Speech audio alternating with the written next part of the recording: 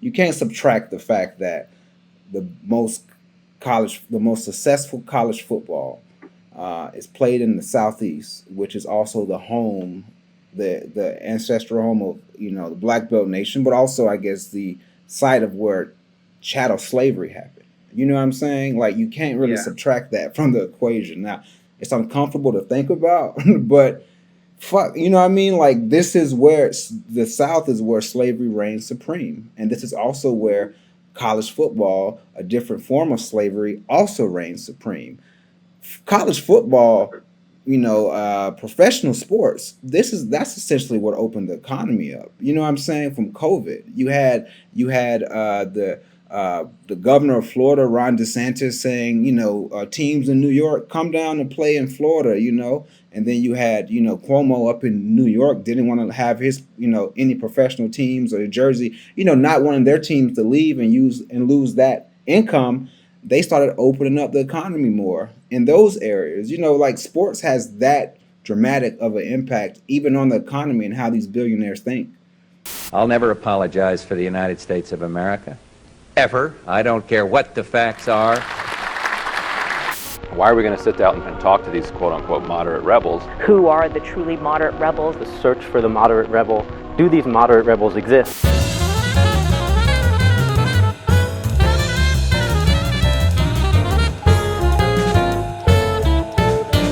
Moderate rebels. This is Moderate Rebels. I'm Ben Norton, and we have a full house today. We're joined by some friends of ours at the podcast Redspin Sports. This is Nate Wallace, and we also have Mike Sampson in Florida. And of course, I have my co-host Max Blumenthal. And we're going to try something a bit different today. And I'm going to do this intro here, but then I'm mostly going to stay quiet because we're talking about sports, which is something that I really almost know nothing about, and I'm not in any way qualified to opine on. But it's been really interesting in the past few weeks seeing that there's been a lot of developments in the NBA specifically, and today is August 31st, and in this past week there was a historic strike in the NBA, and it was broken, and many people said that this would have been one of the most important strikes in modern history, but it was broken. So we're going to talk about why it was broken, why it wasn't necessarily as successful as people had hoped. And with that, I mean, like I said, I'm not in any way qualified to have a detailed analysis of sports. So I'm just going to punt it to Max.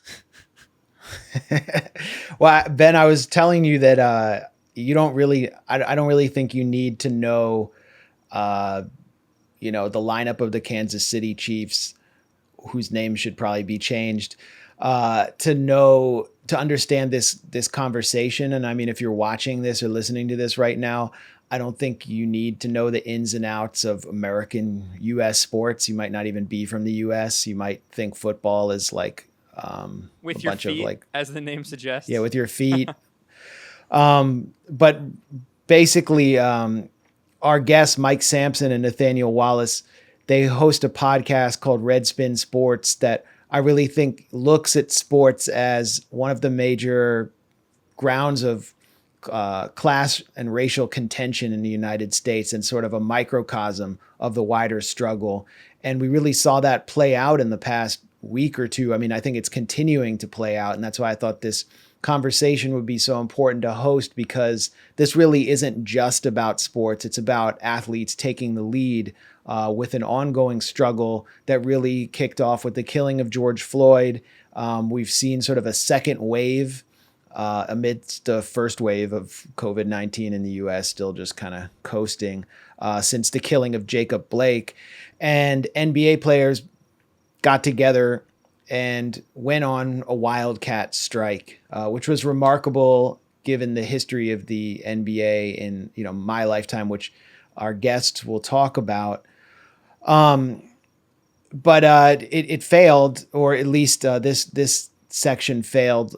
The key figure in the center of this strike was LeBron James. He's the most famous NBA player, the most talented NBA player. He's playing for a salary that's well below his value to the NBA, and him withholding his labor means the NBA simply can't function, especially during the playoffs. And it appeared that he had gotten the LA Lakers, his team, and the LA Clippers to basically bail on the playoffs, which would have terminated the playoffs. And this would have had repercussions for the NFL and for wider society, especially when we're hearing talk of, or calls for a general strike in the middle of an election where the left isn't really represented. I thought this could have been a turning point. And it hasn't happened. We saw LeBron James show up at practice today with a shirt on that said "Vote or Die." There was a phone call with Obama initiated by NBA Players Union chief Chris Paul but LeBron was on the call. Basically, first of all, I guess I'll ask either of you before we get into the potential significance of the strike. Maybe, you can explain just why you're doing this podcast, Redspin Sports, which I think basically presents sort of a Marxist analysis of sports, not just professional sports, but college sports as well, which you both participated in. Right. Yeah, I'll go ahead and jump in on that just in terms of Redspin Sports itself. I mean, it's something that, quite frankly, we had discussions about quite a bit, just kind of talking about sports and how, aside from really Dave Zirin, the Nation and Edge of Sports thing he does there, there's really a seeding of that ground to the right. There's like an assumption that it is just kind of an inherently right-wing space. There's no way to move people on that side.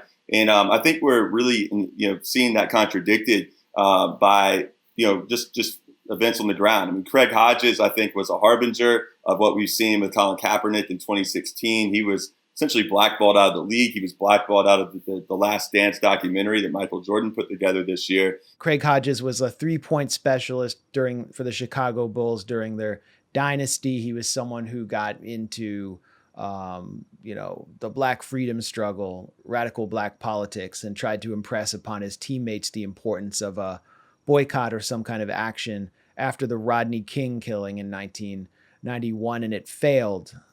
Because Michael Jordan wasn't interested, just so that our listeners know.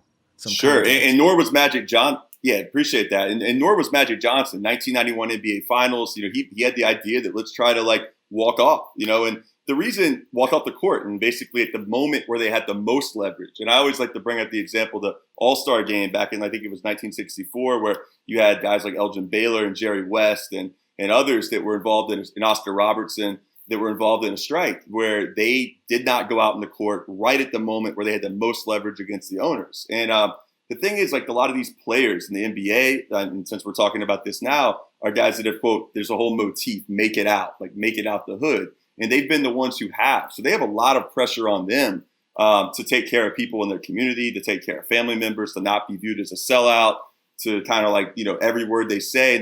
You never hear that talked about the white perspective, right? The white community leaders. But there's this desire. Danny Haifong and I were just talking about this, about needing to call the Black community leaders. And I think that, well, sure, we could be disappointed in the role Obama played, Michael Jordan played with this thing. But the reality is it's not over yet either.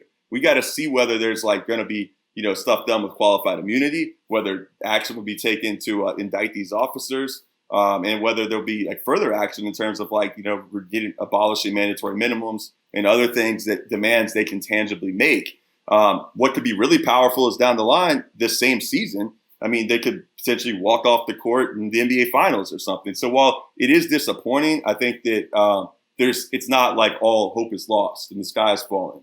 I think of course there's always going to be people trying to co-opt movements. We saw that with Obama. We see that with Michael Jordan. The die is cast in who they are. And but I think that the fact there's that militancy and willingness to go on strike, people in other sectors being critical need to think, well, am I willing to go on strike and take that risk right now and everything it involves? Their collective bargaining agreement is about to end. And they've also been sequestered for close to 2 months away from their families and whatnot. I just want to make sure people recognize that context. So I think it's troubling in some ways, but I think it's not completely all bad at the same time. So that's my kind of initial take. Mike, do you agree with Nathanial that the moment hasn't been lost, that this could be the beginning of something larger? And how do you read the sort of there was outrage on Twitter, and in one of the few rare moments I saw sort of almost like a consensus on Black Twitter that Obama, I was seeing people call him an enemy of the people. I mean, it was great to see his veneer get kind of like dented for me, but I actually didn't see Obama coming in and telling the players like, look, you got to go back to play. Just shut up and dribble. Okay. Look, just pull up your pants and do the thing. Like I thought that I actually read it as him kind of being brought in to provide cover. But how did you read the termination of this phase of the strike? And do you think that this is just one moment in a longer sort of rebellion this season? I mean, what I'll say is I think it's part of a longer protracted struggle, and we've seen this kind of struggle since the George Floyd rebellion, kind of up and down of sorts. You saw weeks of sustained protest, and then you saw kind of weeks of kind of it dying down, and then with the Jacob Blake shooting, you saw that kind of go back up in terms of the movement of the protests. So essentially, I think we're in a different period of time, more different than we've seen in previous years and previous generations. If you ask elders in the movement, and one of the biggest things that I saw out of this NBA strike is, of course, we would have loved to have seen it sustained till their demands are met, but the NBA as a critical sector of the economy, they have a lot of leverage and a lot of power, but to me, it made sense if the NBA played an instrumental role in inspiring other sectors of labor that can get more working people involved in this movement that we see on the streets. And I think what the NBA player strike did do is you have other militant labor unions, like maybe the Chicago Teachers Union in Chicago, that has gone on strike indefinitely for better education rights for educators and the surrounding neighborhood that they represent. You're seeing that talk of what the NBA did because the NBA is a part of the American labor movement. Now, the American labor movement, of course, has historically been backwards on a significant amount of questions, especially when it comes to their stance on Black liberation. Not as militant as the times of when A. Philip Randolph was active, leading strikes, organizing low-income African American sleeping car porters. But I think what the NBA strike was successful in doing is making these labor leaders who hold a huge, significant portion of a potential sector of the economy or of our nation, that if they took power and went on strike, you see some actual gains being made for that same class they represent. I think what the NBA player strike did was kind of ignite them and hopefully ignite a fire under their asses to kind of get more active and get going because while we can be disappointed in a lot of ways about the role of maybe, President Obama making a call, we all know what he is in regards to how he does movements, especially with Ferguson and whatnot. He's, call you into, let's have a meeting, push for more change and vote, But we've never seen a significant, plenty of unions have done one-day strikes. There's other unions across the country and across the world in India, one-day strikes. They had significantly more people, of course, than the NBA player strike. However, it was still just as impactful. Think about the advertisers who lost millions of dollars because what they paid to be put on wasn't accompanied by an NBA game. And as well, you have to look at it from the standpoint of what was done was support the Milwaukee Bucks players. Kenosha is an hour outside of Milwaukee, and Milwaukee, those players are really the first to want to take some type of substantial action. They even had a couple of demands. They had a press conference calling for the indictment of the cops who shot Jacob Blake, and as well as a special session in Wisconsin to deal with issues of police brutality. Now, apparently they had that special session and it lasted 30 seconds. So obviously, there's going to need to be an escalation. But what I think what the NBA players did last week was prepare themselves for a future escalation of tactics that can be even more impactful. Because let's say, what if you had this NBA player strike a accompanied with other unions going on strike or with other mass protests, you'd have a huge impactful means to really strike at the heart of this imperialist system in this country. Definitely. And I actually was watching I was watching like some corporate sports show on like CBS Sports. I can't even remember who the suits were who were talking about the strike, but they were like white sports industry insiders who were clearly very uncomfortable with what was taking place. And the players had just agreed to go back and do the playoffs. But what they were freaking out about was the NFL, that on opening day, which is coming up soon in the NFL, and I don't know how that's going to shake out with coronavirus. They were worried that the players would do something like walk off the field or do something unexpected. And they were worried that the owners hadn't already made some arrangement with the players union. And so what they proposed was that the players would get some kind of like a social justice slogans that they could put on their uniform as kind of like a token symbolic cosmetic gesture that would appease them and mollify them so that they would shut up and play. You could see the impact of what the NBA players had already done reverberating into another much more conservative, more kind of corporate minded sport. And then, Mike, you mentioned the more militant trade unions and trade unions in general. So I guess my question is, how does this reverberate into the Major League Baseball, the WNBA, the NFL, and how does it play out within other unions, possibly inspiring some kind of general strike?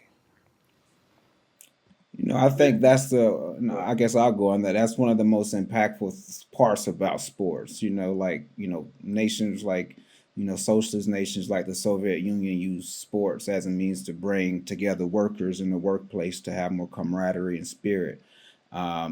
A lot of socialist nations look to sports teams as that inspiration of sorts for all the ideas that the nation's trying to fight for, freedom and liberation. In the U.S., that's done in a very right-wing nationalist way. Sports is a vehicle for messages of militarism, for messages of American exceptionalism, white nationalism, and, allegiance to U.S. imperialism. The fearful thing to the ruling class, in my opinion, what NBA players and NFL players being more active and protesting, or the fear of what Colin Kaepernick represented is mostly, you would say, pretty clearly a black labor force that is more impacted by issues that don't necessarily of racist discrimination, of national oppression, of being singled out and targeted by police. They're using that vehicle against white supremacy in a lot of ways, against this imperialist system, trying to use this vehicle that, these billionaire owners have created off the labor of these athletes. They're fearful of them using that same platform to propagate progressive ideals, and essentially Colin Kaepernick, his knee, what it did was you probably had many, African Americans out there who didn't necessarily support Black Lives Matter movement or the movement against police brutality at one point. They were on the fence, you had the dieharders, but Colin Kaepernick, taking a knee, and he's a star football player, runs a 4.5, led his 49ers to the Super Bowl. He's taking a knee, he's giving statements. They're not the most, concise theoretically, but he's just speaking out on this anger, this anguish that Black America feels, he popularized ideas, him wearing of the Fidel and Malcolm shirt. I mean, how many African Americans and people did that popularize Fidel with? That's the fear of these athletes kind of using this vehicle to sort of switch the pendulum of sorts. So I think what you saw with the NBA, I mean, the WNBA has even been more militant, drawing bullet holes in the back of their shirts, getting in, a political struggle of sorts with the right-wing senator out of Georgia. Her name escapes my mind, who made money off of COVID. Kelly Loeffler. Yeah, get him, Oh, yeah. Yeah, Kelly stuff like Loeffler, that. why is she not in jail? She should be in jail. Yeah, she should be. But you know what I'm saying? this is inspiring a lot of action among sectors of society who are natural allies of progressive politics, who have kind of been on the fence. These actions, since it's so mass popularized and these athletes are so popular, is really, I think, going to have a very positive effect long term in terms of how we're changing, like even the cultural dynamics of fighting back against this like white imperialist kind of educational society that everybody's kind of been indoctrinated into originally through sports.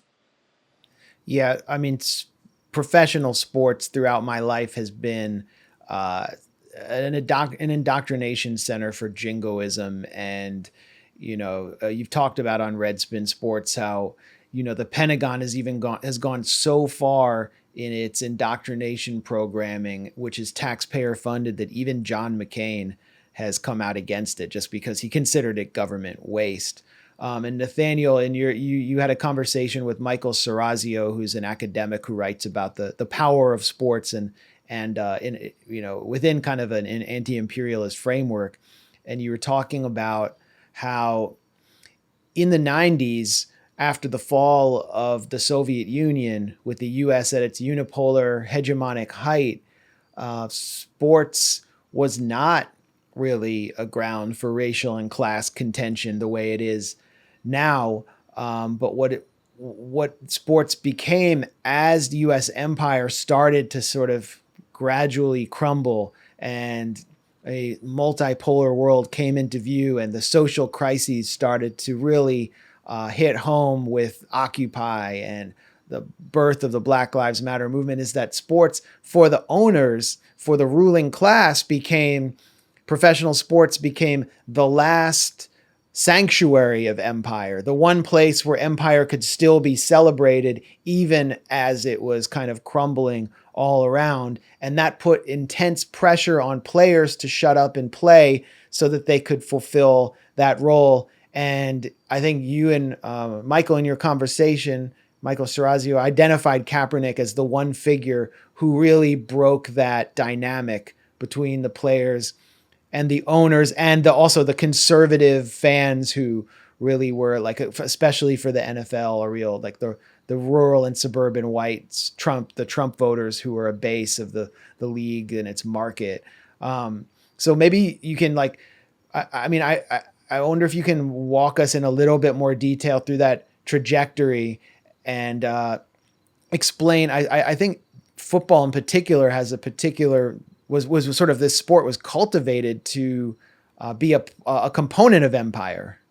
So you know what I'm getting at.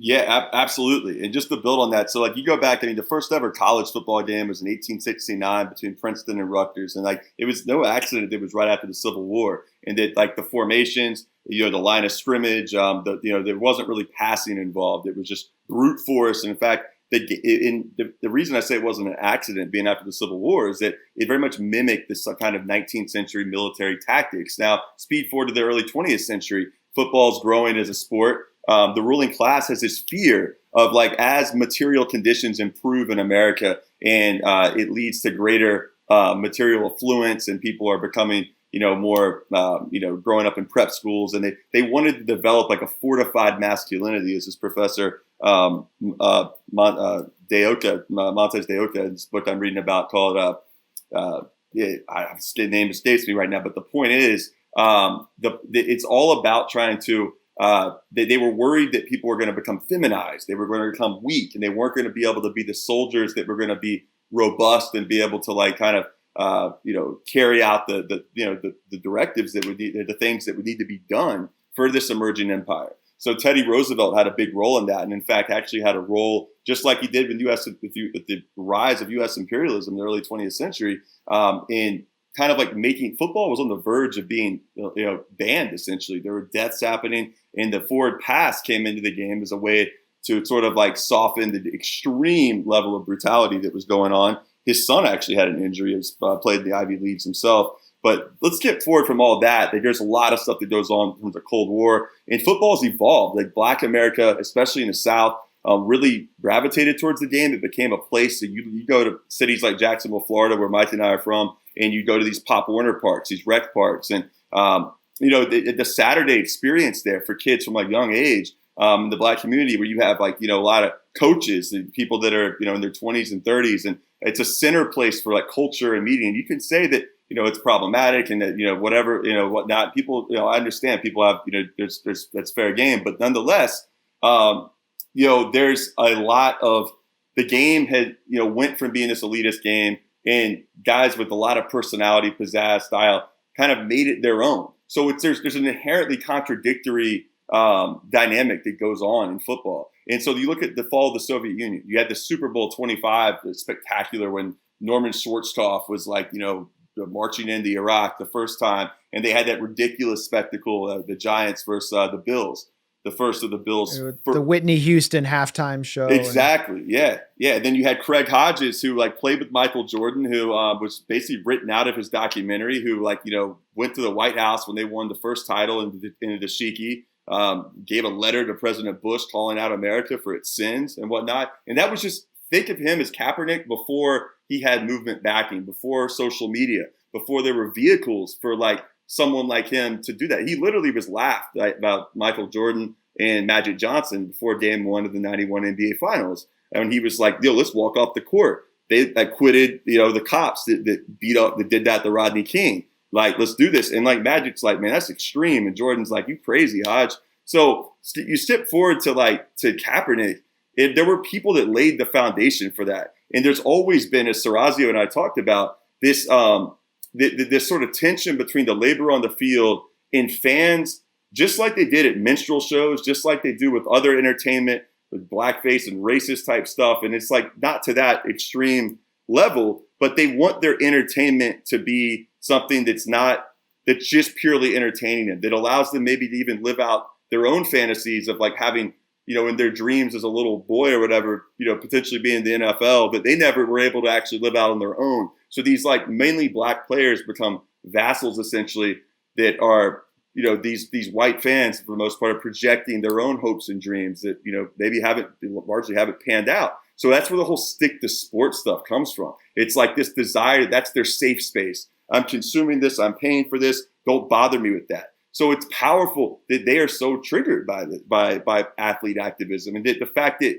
you have the contradictions, and you see it especially in the Southeastern Conference and college football, big time college football, where you have players that come from small towns in the South, or places like Atlanta or New Orleans or Jacksonville and whatnot, and they come from oppressed communities. And getting to the NFL is like this, it's culturally encouraged, man. From a young age, our culture builds up. It doesn't encourage kids to like learn about like, political theory, to like learn about like possibilities, like, right? It encourages you to learn about how you can fit into this capitalist economy, be conditioned for it, and discipline and sort of, and those sort of things are drilled into them. So I think that knowing that, we can't build any kind of revolutionary change unless we understand where people are at, like currently. And I think that it's important, instead of like looking at all the negative within sport, recognizing there's a potentiality and a progressive like current of players waking up and recognizing their power. And it's happening. You saw it really at Northwestern University with their unionization struggle in 2014.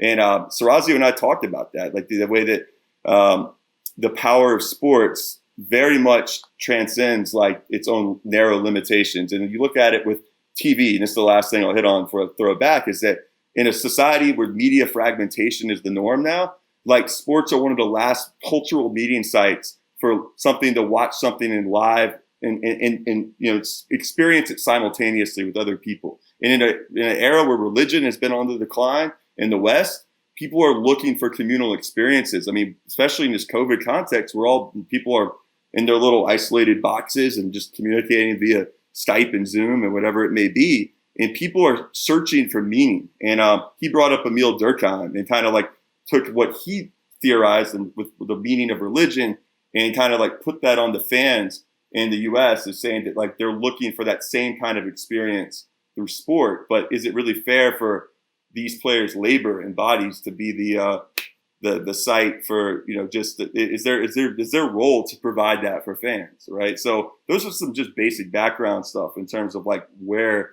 this athlete activism, where the minds of a lot of like, conscious athletes are right now. But there's a lot of contradictions, and those certainly played out last week, and will continue to. And I wanted to, even from the perspective of like a lot of, even from the left, analyzing the importance of this athlete activism, college football. Take, for example, all these right-wing, asshats, finance capital, big sectors of business. They're all like prominent alumni at a lot of these Big 10, Big 12, Pac-12, SEC universities, Jerry Jones, Mike. They contribute millions of dollars to these athletic programs, for their own entertainment and whatnot. There's a reason why, college football players unionizing is such a threat to them, because these capitalists that oppress, the working class through Wall Street also, this is their recreational activity that they're doing, which is also oppressing, athletes and depriving them of the value that they're earning on the football field. They get nothing for it. Even with NFL ownership, these 32 NFL owners, this is the voted on club by these billionaires that come together, run sectors of life to hell in all other areas. Robert Kraft Industries, what's his name? Paul Allen, owner of the Seattle. Stephen Ross, the Miami Dolphins, yeah, right? Stephen Ross, hardened Zionists, pressing Palestinians. I mean, these owners, these college football boosters, these are the evil folks, the ruling class people that we talk about doing all this other horrible crap, in other nations, funding this and doing horrible stuff to the American people here. They're the ones profiting off of this game. So this athlete activism also has an indirect approach of slapping them in the face, because it's inspiring movements that's going to affect them in other sectors, but it's also affecting them in terms of the professional football team they own or the college football program that they give millions of dollars to. Right. I mean, the NCAA is a gigantic profit center. I mean, I don't know, how much does it generate annually? Hundreds of millions of dollars. About billions. They lost an estimated more than $2 billion. I mean, from the loss of the NCAA tournament itself last year in March Madness. So. Right. And so you have players who are at the base of that profit center. Without them, there's no profits, and the players aren't getting paid. So you basically have modern day slavery. I mean, yeah. 100%. And I mean, even from you can't subtract the fact that the most successful college football is played in the Southeast, which is also the home, the ancestral home of, the Black Belt Nation, but also, I guess, the site of where chattel slavery happened. You know what I'm saying? Like, you can't really subtract that from the equation. Now, it's uncomfortable to think about, but fuck, you know what I mean? Like, this is where the South is where slavery reigns supreme. And this is also where college football, a different form of slavery, also reigns supreme. College football, professional sports, that's essentially what opened the economy up. You know what I'm saying? From COVID, you had the governor of Florida, Ron DeSantis, saying, teams in New York, come down and play in Florida, and then you had, Cuomo up in New York didn't want to have his, any professional teams or Jersey, not wanting their teams to leave and lose that income. They started opening up the economy more in those areas. Like, sports has that dramatic of an impact even on the economy and how these billionaires think. Well, I'd also add that, professional sports played a major role in the desegregation of the South, because the South, the traditional home of chattel slavery, did not have professional sports teams like the Atlanta Braves until a figure like Hank Aaron came down and the league was integrated. Then the stadiums were built. Then it all kind of opened up. It also coincided with the white flight from Atlanta, which created like the Cobb County area that Newt Gingrich would later rule, and this kind of black business class that took over cities like Atlanta. Max, if I could hop in just on the Atlanta thing, let's just, for context, the Civil Rights Act was passed in 1964. The Atlanta Braves moved from Milwaukee to Atlanta in 1966, and the Atlanta Falcons started playing in 1966. It's no coincidence that those events happened when they did. In fact, they built that stadium in record time, Fulton County Stadium. And because the barrier to that was segregation, that's what was holding it back. And Atlanta kind of like is thinking himself as like the capital of this new South. was definitely spearheaded that. You still had a segregationist governor at the time in Georgia, Lester Maddox. There's a cartoonish interview he's on with the Dick Cavett show with Jim Brown back in the late 60s, early 70s.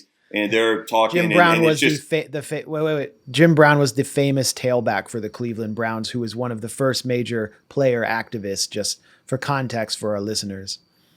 Yeah, I apologize. Yeah, Jim Brown, who superstar at Syracuse and then played, was a big actor too, had a career that far transcended football. But he was on there, and Lester Maddox I would just encourage you. It's on YouTube, Dick Cavett Show archives, and it just gives you some insight into that wasn't that long ago.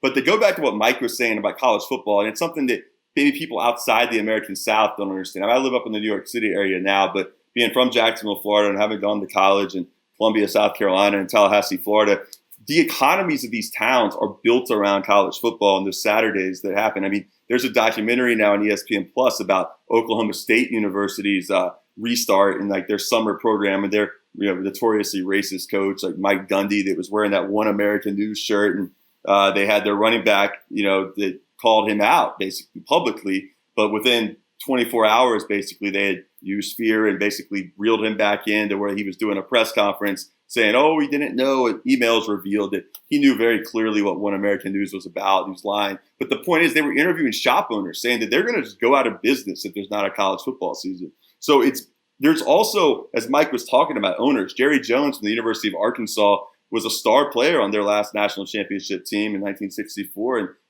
he brought in his teammate, Jimmy Johnson, to be the Dallas Cowboys head coach early on when he bought the team. And Jerry Jones is a huge donor there at Arkansas. You look at the American ruling class and these NFL owners, and down the line, they're very attached to these big programs, such as the University of Michigan, Ohio State, Alabama, the Georgias of the world. But in a place like Alabama, you cannot overstate a weekend, a Saturday where everybody drives in. There's the tailgate parties. There's the hotels. There's a spectacle. And you can really liken it back to the Roman gladiator days and the bread and circuses. But it provides a unifying sense of identity for them. In the context for a lot of those Southerners in Alabama, that we were vanquished in the Civil War, but Alabama football, when they beat Notre Dame, it's like we can feel a little pride for Dixie or something like that. That's a real thing. And it's they say Dixie's football pride, the Alabama Crimson Tide and stuff. And yet you look at Alabama football now, they don't embrace those slogans themselves. Nick Saban very much wants to curate an image, the head coach of the program there, of inclusion, diversity, all those sort of things. So for the players at a high level, it is they're able to prey on the fact that by keeping these towns poor, by keeping these huge swaths of the population desperate, it's the chance to go to a university that make it out of a small poor town, have structure, discipline, career growth, networking opportunities. If you play your cards right, you can kind of, find your way into the American, business class. Look at Herschel Walker, the running back from Heisman Trophy winning running back from Georgia, who just spoke at Trump's, convention RNC convention. He's clearly parlayed that. And when you drive through Johnson County, Georgia, where he's from in the middle of the state of Georgia, there's a big sign there, "Welcome to Johnson County, home of the great Herschel Walker, the Georgia Bulldogs." And it's it enables them to obfuscate their racism too. The same way old Southerners will say stuff like, "Oh, I have black friends," and blah, blah, blah. They start naming their yard man or something, or, someone who works in their house, right? It's that's the way they talk about, their football players. And while some things have changed, I mean, people with integration, and you have people that have been going to school together, you still saw it with Jake Fromm, quarterback from the Georgia Bulldogs, who's now with the Buffalo Bills, talking about only elite white people should own guns just a few months ago. And I think it's significant because it ties into the fear of white America going back to colonial days. I mean, Gerald Horne's book about theorizing that, the American Revolution wasn't really a revolution. It was just simply responding to the fact that Britain had put limitations on them settling westward beyond the Appalachian Mountains and Ohio Valley. And it also put limitations on the number of slaves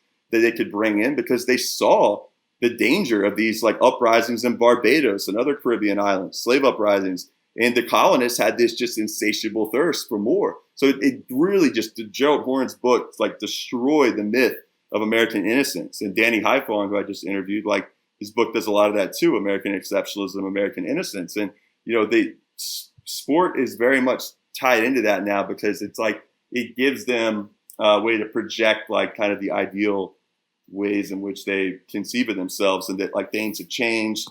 They can point to the diversity on the field and point to these exceptional examples of achievement as a way to ignore the mass conditions, right, that are inherently oppressive, and the labor conditions being most oppressive in the U.S., even in the American South. So we could talk about this forever, but I know we got to keep it moving. Yeah.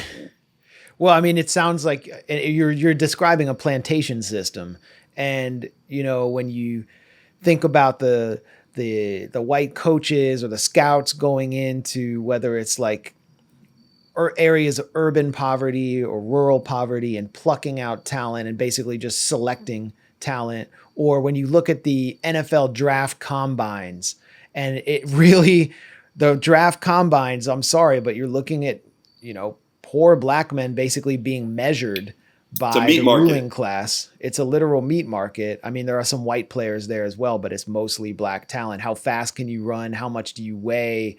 How strong are you? That kind of thing. The comparison to the plantation system is inescapable.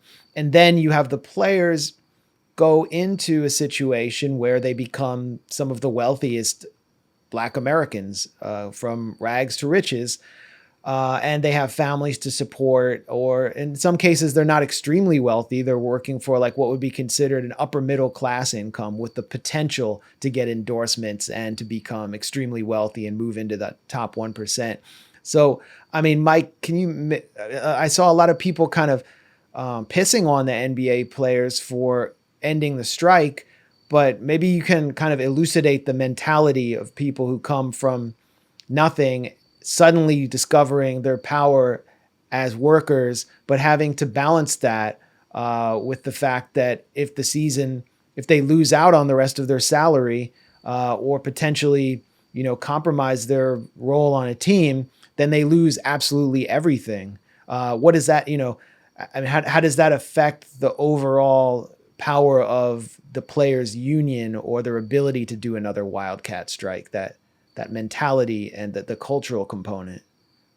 Well, I think it's a factor. I mean, much like, with any workplace, if, one was to go on strike, what considerations they will have to make when moving forward with that strike. Like you said, a lot of these athletes, for a couple of years, what's the NBA life expectancy? It isn't as long as, maybe 3 years or 4 years per average, You talking about the NFL? NFL is more about 3. NBA is a little longer, but yeah. Yeah, NBA. I mean, so let's say you work up from the G League, you play college ball at somewhere, take on student debt. If you can't, let's say you get a scholarship, but you still need extra income, you take on some student debt, having to provide, let's say you have some children, make it to the NBA, you're making 6 figures, lower 6 figures, which is pretty good, what I'm saying, for the average, like, millennial or person of our age or whatnot. But then let's say you don't know how long your career is going to last. So an indefinite strike without a kind of a game plan and tactics and strategy surrounded with it, for a lot of them, given where they come from, who they have to support, doesn't make the most fiscal sense. And the whole thing about what happened with this previous NBA strike, the one-day strike, what it ended up happening, it seems like the LA Clippers and the Lakers, they were in the minority in regards to ending the season. A lot of the players of a lot of these other teams wanted to go back to play. And that is the thing about unions or democratic organizations. Sometimes you get like viewpoints that aren't exactly the most militant, but you have to respect the will of everybody involved. However, the one-day strike or whatever it was, it's a start of something, I think, having a huge impact in potentially convincing more of the players in the future that they can take that leap of faith and go on strike longer around political goals that are more, focused, indicting and convicting the killer cops who have, shot George Floyd and also shot Jacob Blake, as well as other, African Americans who've been shot. getting involved with movement organizations that are actively on the ground, pushing mass grassroots struggle and not being co-opted by the Democrats. This gives them that opportunity to really build that foundation. I mean, essentially, you had a bunch of players, and the term jock is always thrown out there, and I'm not. A lot of these athletes are very intelligent and smart, but due to the nature of what they've been through since being a teenager, being groomed to play sports, going to tournaments, um, being completely apolitical, like most of the working class in this country. You know what I'm saying? Apolitical, don't really care about anything like the same focuses and desires that we care about. All of a sudden, they're in this movement, seeing the videos of George Floyd being murdered, what Colin Kaepernick has inspired a whole new generation of athletes to feel obligated to take a stance, to say something and be vocal, even if it's just them tweeting a video, demanding justice. That obligation is now there, and that's something that Colin Kaepernick, on the shoulders of players like Craig Hodges, pretty much started. So what I think was going to happen is that impact is going to be kind of shown moving forward in terms of a potential escalation of what's happening, because oftentimes I think, especially on the left, there's a viewpoint of seeing everything as not tied to a broader context of things changing. You know what I'm saying? So you see, like, the viewpoint is this strike was like broken. Obama came in, co-opted it, and now it's over. You know what I'm saying? And I see that, and I can understand when you see, Obama giving what he did in Ferguson and kind of, meeting with protesters, but not doing anything in regards to any policy. He led the DOJ, which did nothing for Trayvon, Alton Sterling, Philando Castile. These BS consent decrees that were ineffective and limp, in terms of reeling in Baltimore police and Ferguson and Chicago police. I can see that viewpoint that folks have, and kind of seeing Obama being involved and mentioned and thinking that, that killed it. However, I have a viewpoint that the one-day strike on its own, I mean, if any industry that had millions watching it every day decided not to go on strike for this reason, a political reason, like indicting killer cops, we would applaud it. You know what I'm saying? So I think the viewpoint is should see these athletes as being completely apolitical. Some of them are political.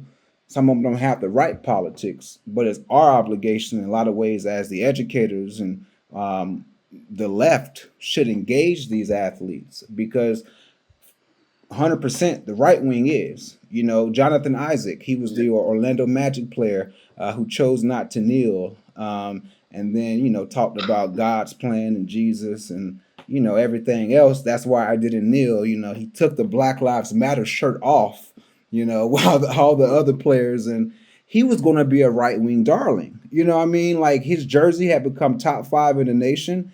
He was going to be in Trump's White House, being used as a prop against, the Black Lives Matter movement. Unfortunately, he tore his ACL that made him take a knee. But there was also a pro-Trump MMA fighter. I think his name was like Cody Culberson. And he would go step into the ring with a MAGA hat. He got his ass beat by Usman, who wasn't particularly political, but it was really delightful. Because he was about to be the right-wing darling, and MMA has sort of been co-opted by the Trumpist right. Absolutely, 100%, and that's that's a large base. I mean, I guess but also is it's funny to hear the criticism of LeBron. He's a Democrat right now. He's a liberal. You know what I'm saying? We want him to be more radical than he is. I think that can happen. He did have that Malcolm X book, and people were saying, what's your favorite chapter of it? And it's clear that he didn't read it yet. But at least opting. There's a photo of him just in the intro. He's like supported demands around.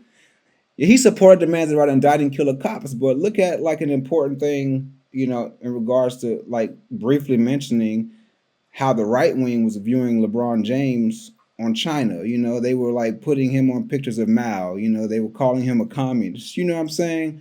And even like these right-wing organizations like these police unions, Fraternal Order of Police, Police Benevolent Association, they hate LeBron James. You know what I'm saying?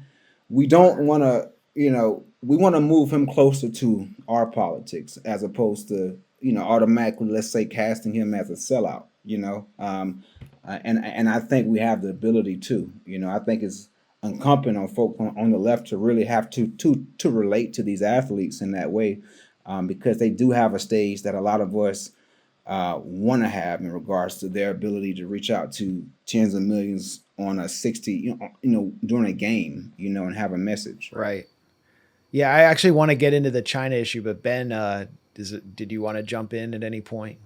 I mean, I don't have any constructive things to add. I mean, the China stuff I could, but it's much better with you all because you actually know stuff about sports. Well, maybe if you want to interject at this point, but Max, but yes, since you go ahead. Yeah, if I could jump in, I mean, just from the conversation with Danny Haiphong today, who recently interviewed David West, who was an excellent power forward in the NBA with the New Orleans Hornets primarily, but also won two. And we by the way, have an interview coming out at Pushback with Aaron Mate with David West before the strike, unfortunately. So look for that. All right, well, yeah, I mean, it'll still be great because you listen to his understanding of China. He played college basketball at Xavier University in Cincinnati and played 15 years in the NBA. And you're seeing the potentiality of someone who came up in the league, understands how guys have to play the game, and the contradictions that players are faced with. But I mean, pushing back on, and the fact that I think it's no small thing. People can say it's for business reasons, but the attacks against LeBron James, the pro Hong Kong general manager of the Houston Rockets that was coming after LeBron, the Max Kellerman on ESPN, who's called him basically a coward for not calling, being critical of China about Hong Kong and Uyghur Muslims. It's just hilarious to me. Danny and I were talking about this, how that people in the U.S. empire, these stenographers for the State Department socialists in D.C. and their little think tanks talking about these Uyghur Muslims as if they give two shits about Muslims, right? I mean, it's like in Iraq, look what's going on in the Gaza Strip right now. It's just perpetual misery. And Mark Ames had a interesting commentary on that and the reasons why essentially it doesn't fit within the imperial framework of what the U.S. wants to do. So it's just ignore it, right? And yet the Uyghur Muslim thing very much fits what they want to do. And I think you all exposed the gray zone. How imagine if you had in the U.S. someone flying over satellites just taking pictures of U.S. jails in Alabama. They're a lot of them private prisons, mind you. Or North Florida, places I know, and then saying, "Look, the U.S. has these black people concentration camps. Look at them. Look at all of them packed in here. Look at them. Look at the pictures. Look at the images." And essentially, that's what these reporters are doing. There's zero scrutiny, on these stories, and and it's all because it's about China baiting, and China is also really a welcome basketball culture. That's one thing you see. Allen Iverson, Stephon Marbury. Look at how they're treated when they go over there. Look at the way people in Beijing, which Danny explains is the mecca sort of basketball culture in China. You would think that based on our media that they're not allowed to go out and play sports for fun and do fun things and live normal lives and stuff because they're just so busy being propagandized. But basketball, I think, is something that can we discussed this play a role in breaking those boundaries down. And I did want to just finish. I think I said something about the gun issue, and I just didn't finish it, but it relates to Gerald Horne. There's a fear of black gun ownership, and it's something where the NRA, these institutions, they've always stood for gun ownership for whites, right? And that goes back to that American Revolution, the settler colonial mentality. And I think it's evident in what Jake Fromm, now quarterback of the Buffalo Bills, said just a few months ago, even if it wasn't conscious in his mind, that there's always this fear going back to slavery of black people being armed. And so that's something that's is an interesting dynamic. But the China stuff is really, really important because this is the new Cold War. This is the empire's new battle that it wants to fight. And that could be something the NBA players have a real role in pushing back in a sense that they can point to their own experiences there. And they can say that, what are you talking about? You're sitting here talking about this and you're the one making fun of people protesting for justice for Jacob Blake and for George Floyd. And so it enables a space to really expose the hypocrisy of the right wing, but also the so-called left in the U.S., which we know is not that left, at least in a mainstream context. So, yeah, anyways. Yeah, the State Department left. I mean, before I get into that, you know, the NBA or pro basketball is no longer just a purely American sport. I mean, you have all these Eastern European players, but you had Yao Ming on the Houston Rockets, 7'4" center from China, showing just the international interest and gravitation to basketball. And now the NBA is going to be playing games in China. A lot of players retire for bigger salaries to play in the Chinese basketball league. You know, so there's no way that the NBA. Yeah. I actually have a constructive comment for once, because I don't know anything about all of these names. Are like, it's like when Max and I are talking about Syria and there's all the acronyms like YPG, SDF, SA, and people are like, I'm lost with all the. It's like when I hear all these names, I'm like, I have no idea who any of these people are. But I do have an instructive comment or a constructive comment here in terms of the international nature of basketball and baseball, especially. You know, I live in Nicaragua, and here baseball is huge. And of course, there's a lot of, not as much in Nicaragua, but also in Venezuela. You know, baseball is huge in Venezuela, and there's a lot of interchange even with Venezuelan players in the U.S. And what's incredible is that I know people who are the most hardcore Chavistas, the most hardcore Sandinistas, who hate the U.S., who hate the U.S. empire, but also they really respect the athletic, you know, programs and the basketball community and the football community. So it is really an interesting form of kind of international solidarity there.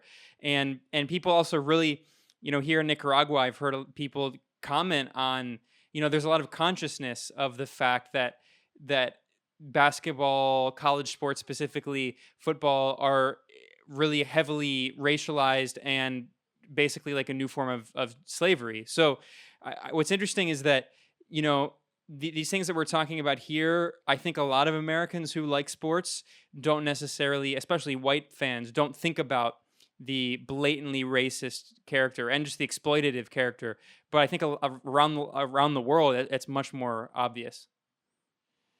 Hey, just to jump in, I mean, Max, you remember this. I think you told me Madlio Ordonez, who played for the Detroit Tigers and the Chicago White Sox, whose jersey was up in the Venezuelan embassy while the Embassy Protective Collective went in there to, at the behest of the legitimate government of Venezuela, to protect it against the Escolitos and like Juan Guaido and Carlos Vecchio and company. That his jersey was up in there, and he was mayor of the fourth largest city in Venezuela. There's a huge battleground to try to politicize, you know, the baseball players in Venezuela, you know, for the opposition particularly. But, you know, you look at Cuba and the way that like the empire has tried to weaponize defections, you know, during the special period in the 90s. I remember Livan Hernandez, Orlando Hernandez, you know, from the two brothers. And they always immediately try to coach them up to say how terrible everything is. And but now, you know, hopefully we could get back to some kind of detente again, where Cuban players can come without having to make the horrible decision of having to not just abandon their family, but, being, with the U.S. sanctions and whatnot, being, essentially potentially say goodbye to them for, a very long time, if not forever, and have to make the decision to defect, is a really major thing. So baseball is something, the U.S., built is fundamentally American, but I love stories of how sport, even though it might be created from an oppressive origin story, right, from like ruling class type money, but how working class proletarian youth and how, youth from oppressed nationalities and through generations of that, can kind of take the game on and really make the game a whole lot better. I mean, American football early on is like, all white and they're all just sitting there just pushing each other and just running the ball at each other. Whereas like when you had the game open up and you had like, it becoming more diverse and you had players come in like, Dick Night Train Lane and Deacon Jones and guys that like, from Black Americans, they changed the game fundamentally and they challenged and they made white America and, American power structure feel very uncomfortable by that. And it's, and we're seeing it taken to a new level now. And, we'll see what happens. I mean, it's by keeping the season going, there's certainly potential. I mean, Danny had talked about Jaylen Brown from the Boston Celtics, and he's somebody that was making the point that, look, if you want to like go on strike. You need to be out in the streets and really be about it. This isn't just about like, he wanted to make sure that people understood the implications of what they're doing and what it's all about. And it wasn't just fatigue of wanting to get out of this really bizarre type of bubble. They haven't had their families in there. They've missed, birthday parties for their kids and all sorts of stuff. And, it's more, even more serious than that. And that's part of it too. But Jaylen Brown, and there's a number of other younger guys, and you see a lot of former players that have more, feel more comfort in terms of speaking out. That things are changing, and as like dynamics and as the contradictions become sharper, the efforts to try to co-opt and disrupt are going to become, ever more intense too. But it's all the more reason to do things like what Aaron's doing at Pushback by bringing David West on, what Danny Haiphong did, Black Agenda Report, and by trying to like actually reach out and break down like some of these, because these kids are coached up, at the college level, like you want to, what's his name? Roman Harper from the New Orleans Saints, retired, played at the University of Alabama from 01 to 05. Just this week on the SEC network, which is owned by ESPN, said, when I played just in the early 2000s, we were told you could either be an activist or an advocate, or you can be an athlete, and you can't have the two. And that's been completely obliterated. So there will be setbacks, and perhaps, certainly was a setback with Obama and Jordan using their heavy hand to come in there and divide and conquer. Chris Paul, Russell Westbrook, I think potentially fell for some of that, quite frankly. But it's not the end game. And, Craig Hodges' dream of using the NBA Finals as a way to shut something down, it would be one hell of a thing to see if it happened. But, to be determined. It would be, and it seems increasingly likely that something like that will happen before we're too old. I just quickly following up on Ben's comment. Baseball arrived to Nicaragua through colonialism or neo-colonialism, through the U.S. Marine occupation, which was beaten back by the Nicaraguan revolutionary hero Augusto Sandino. It also arrived in Cuba the same way. Baseball stayed as the U.S. troops left. The U.S., especially under the Trump administration, is attempting the recolonization of Latin America. It's identified through former Trump National Security Council Director John Bolton, the Troika of Tyranny, which happened to be, and I think it's no coincidence, they happen to be the three big baseball countries, leaving out the Dominican Republic, in Latin America: Cuba, Nicaragua, and Venezuela. And the players from those countries, particularly Venezuela, but Nate, you also mentioned the Cuban players, but the Venezuelan players have become political footballs. They've been caught in between this battle between the empire and the UN recognized government in Venezuela, because Major League Baseball was basically forced by Mike Pompeo's State Department to forbid its players from playing in the winter leagues in Venezuela, these are the top winter leagues. This is where you're going to have the most action, so you don't get rusty in the off season. And the Venezuelan players participate in it, and it makes it such it's a lucrative franchise in Venezuela because the level of play is so high. And so they crushed it. They killed that league because of U.S. sanctions, because of the U.S. blockade on Venezuela. And I was wondering, besides Maglio Ordonez, who is a straight up Chavista, he's a proud Chavista who lives in Caracas. I know people who know him. He contributes a lot of money to like a lot of the local co-ops. But the other Venezuelan players, most of them I think are sided with Juan Guaido. But I wonder if they see how this is destroying their culture of baseball and their way of life.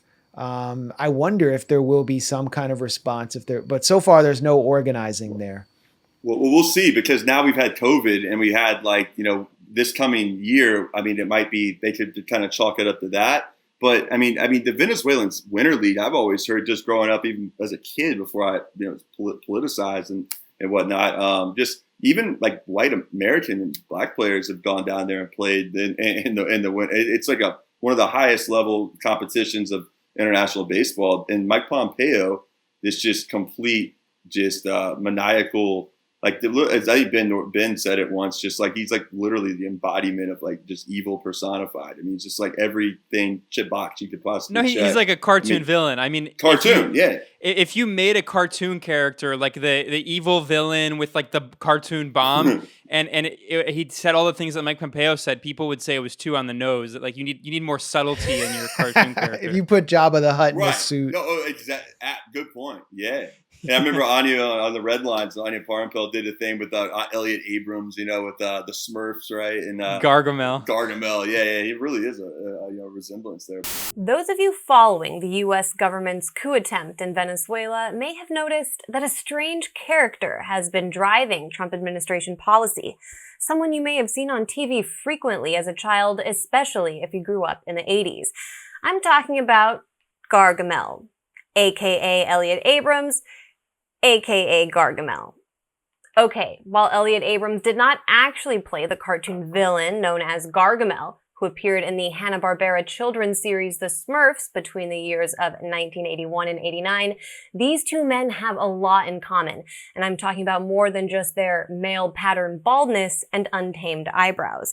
Yes, today we're going to explore why Gargamel, the evil wizard and eternal adversary of the Smurfs, is actually the perfect metaphor for Elliot Abrams, the evil wizard and architect of Iran-Contra who currently serves as the Trump administration's special representative on Venezuela. But this shows Major League Baseball as it lifted the mask, the sanctions designation, and showed how the major leagues at the end of the day will do what the U.S. government says. They're not some independent corporate entity. And there is potential for that, I think, in terms of the sanctions, because we'll see. I mean, when was that? When did that decree go down? Was it near the end of last year, or it was? Or was it over a year ago? It was sometime. It was sometime during the 2019 season after Juan Guaido was recognized by the U.S. and like the white countries of the world. So they've lost 1 year of that now. If that keeps going on, and the conditions keep worsening, we'll see. But you're right. They have been used as political footballs, and I need to probably do more research because there's something like 90 plus Venezuelan Major League Baseball players, and for context, every team has 25 players. So that means essentially almost 4 teams out of a 30-team league are made up of Venezuelans. So I think it's something that I need to do to research more. At least 10% of the league, at least 10% of Major League Baseball is Venezuelan. Right. So, yeah. But I want to wrap it up. So, just kind of in closing, yesterday, Kamala Harris and Joe Biden condemned what they called rioting, lighting fires, hooligans and shenanigans and scofflaws in the street. And basically they're running scared from the protests that broke out starting with George Floyd's death. And it's because they're doing polling and, they're bringing in their like suburban swing voters that they want to win over and asking them what they think about everything. And, people fighting in Portland, like engaging in Antifa related activity isn't polling well among the suburban soccer moms that they consider their base. And so I think that puts added pressure on the players, particularly in the NBA, especially someone like LeBron who can get Obama on the phone to play. And because the goal now is just to get Donald Trump out. That's just like what most of mainstream American polite society wants to do, and it isn't interested in other activism. So I guess in closing, what are your thoughts on player activism in the framework and context of this general election, which we're being told is the most important election of our lives? I guess I would start with Mike. Well, I think in the same way that, the NBA players, strike or taking action was because the masses in Kenosha took to the streets and went ham and, got the ruling class's attention. I think, there's going to be that strand of the movement that is always, let's just get, Trump out of office. Let's not protest, hurt, Joe Biden and Kamala's, polling and, all that garbage. But, those same forces, they're not the reason why, the cops in Minneapolis got indicted. They aren't the reason why these thousands of people are hitting the streets. So I think what we've seen is an independent movement forming of sorts. Now you still have the mass forces that are still a part of that go to protest, that is going to kind of be more susceptible to the idea of just waiting till November. You know what I'm saying? We don't want to hurt the polling. But overall, especially in the black community, I mean, I don't see big folks being kind of, waiting for Joe Biden to save us. Waiting for Biden. Like I mean, these. Mike, what have you waited for Biden? You waited for Biden recently? No, I have not. You're gonna be waiting a whole long time because Biden isn't leaving his basement. Yeah, I mean, so I think this, Hillary Clinton was a little bit different 4 years ago. I think the movement hasn't matured past the point of just simply wanting to meet with Joe Biden or meet with Hillary Clinton and endorse them. I don't foresee that. I do foresee figures from the movement, saying they're going to vote for Joe Biden. Whoop-de-doo. But I think the grassroots, the urban poor that have been flooding the streets in Minneapolis, in Kenosha, they've literally learned the experiences of what a rebellion can do. This whole summer was a teaching course for the masses in a lot of ways. You know what I'm saying? They saw what happened in Minneapolis. You think they're going backwards and simply thinking that just because we need to get Trump out of office, we're going to wait. Those people probably weren't even going to vote anyway. You know what I'm saying? So the forces that are getting people out in the streets, I think they're going to continue that. I see more protests happening now. I don't see less simply because Biden, he sucks, man. He hasn't said anything. He hasn't said. It'd be different if Joe Biden and Kamala were Hey, you can't say Kamala. That's racist. It's Kamala. Oh, sorry. Kamala. You're a racist. Kamala. I mean, I just claim black privilege on that. But Harris, how about Kamala? Kamala Harris. Kamala. I don't what do who is this? Who is Joe Biden Lock trying to cater to? Kamala up. Who is they really did an interview last week where they're like, Trump is the real one trying to defund the police. Who are you catering to? These right wing, FOP asshats they love Trump is their guy. You know what I'm saying? Trump even tonight defended the Kenosha shooter. Said that he was in grave danger. So it's well, he's just a kid, Joe right? Biden's I asked white right wingers if Trayvon was a 17-year-old when he was killed, they'd feel the same way about him, sure, right? No, of course not. Well, what is Joe Biden going to do to one up that? Biden already lost when he said, we got to teach cops a better way to shoot him in the leg instead of shooting him in the heart. And it's right then and there, you lose the Fraternal Order of Police because they want to shoot him in the heart. Biden in the 1990s, the crime bill, he was a darling of that Fraternal Order of Police. Clinton was endorsed by them. So, they go both ways, Democrat and Republican. But, Trump. Trump is their guy. He's done a lot for them, of their morale. It's just crazy. Well, I mean, if I can jump in real quick just so we close off, I mean, it's just, Yeah, and any closing words? I know you're the master of brevity, so. Yeah, we'll try to become a master of brevity here. I mean, I just say that the NFL players, I think that's going to be what's on the horizon. And center, the NFL is had the president's ear very early on. It's been something that there's no doubt they're playing. I don't care what the conditions are. I know in a place like New Jersey where the Giants and Jets play, there will not be fans. In other places like Dallas and Atlanta and Jacksonville, there certainly will be fans in the stands. Although if Jacksonville keeps doing what they do, I don't know if there will be. They released their starting running back today, but nonetheless, I think there is a chance for I think players. You hear what they're saying. I think they're trying to keep things tight to the vest. Heard Saquon Barkley's been involved in talks. There's been a number of players that have been talking and communicating. And I know Justin Jackson, Los Angeles Chargers, who Dan Cohen, kind of keeps in touch with a good bit, is somebody I think has a lot of potential for, influencing teammates out there. They're actually on Hard Knocks. He was a big Bernie supporter.